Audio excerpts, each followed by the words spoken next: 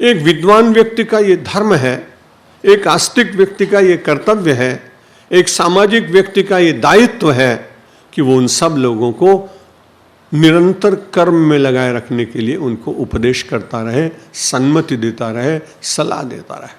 जोशयेत् सर्व कर्माणि विद्वान युक्तः समाचरण। एक बड़ी अच्छी बात कही। यदि हम बिना आचरण किए उपदेश करेंगे तो उसका प्रभाव नहीं होगा। इसलिए अच्छी तरह आचरण करते हुए उस व्यक्ति को अपने आचरण के द्वारा भी व्यक्ति को सिखाने का प्रयत्न करना चाहिए। आपने वो घटना जरूर सुनी होगी, बड़ी प्रचलित है। वो छोटे से बालक को लेकर पिता गुरु के यहाँ गया और कहा कि महाराज इसके दांत खराब हो रहा है, मैं इसको रोज कहता हूं कि चॉकलेट और गुड़ मत खाया कर, ये सुनता ही नहीं। उस समय चॉकलेट नहीं थी, गुड़ की बात।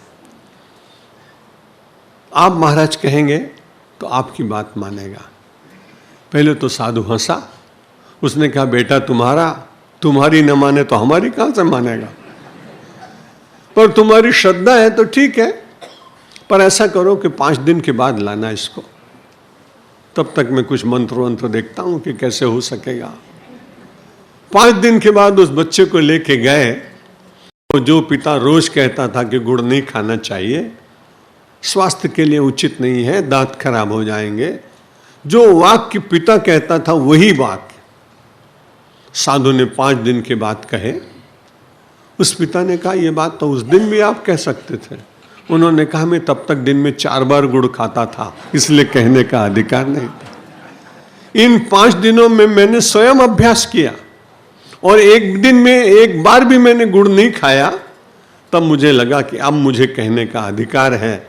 लेकिन हमारे इस देश में बड़ी कठिनाई यही है, उपदेश खूब बट रहे हैं, आचरण कम होता जा रहा है और इसी के कारण समाज का परिवर्तन नहीं होता है।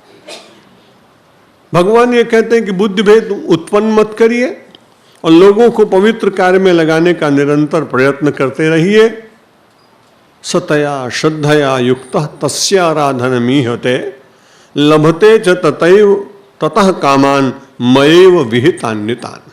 अग्रिम श्लोक में भगवान ने कहा सतया श्रद्धया युक्तः, उसी श्रद्धा से युक्त हुआ व्यक्ति आज नहीं तो कल, उसके पास संपत्ति है ना, उसके पास पूंजी है ना, नहीं उसकी पूंजी बढ़ती जाएगी, धीरे धीरे बढ़ती है पूंजी।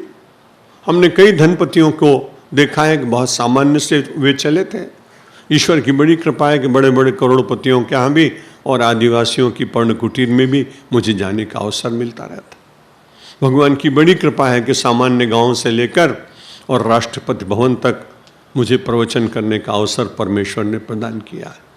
बहुत सामान्य से गांव में मानपत्र लेकर और माननीय अटल बिहारी वाजपेयी जी के प्रधानमंत्री निवास में वाजपेयी जी के द्वारा मुझे अभिनंदन ग्रंथ दिया गया था। इसलिए परमात्मा की बड़ी कृपा है, भीतर से कोई इच्छा जगती नहीं। ये जो कुछ भगवान करा रहे हैं उनका उपकरण बनकर कर रहा हूँ, मुझसे न कुछ हो सकता है न मेरी कोई शक्ति। भगवान ने कहा कि सतया श्रद्धया युक्तः, उसके पास एक बड़ी संपत्ति है और वो है श्रद्धा की संपत्ति। यदि वो श्रद्धा बनी रही तो व्यक्ति पहुंचेगा।